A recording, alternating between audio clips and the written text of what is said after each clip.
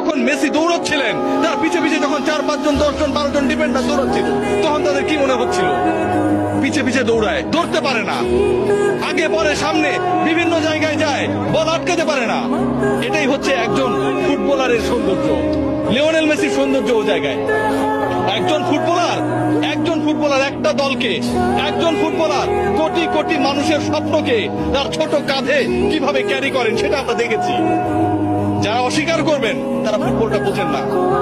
হয়তো আমাকে মূর্খ বলতে পারেন, সত্যিই তাই।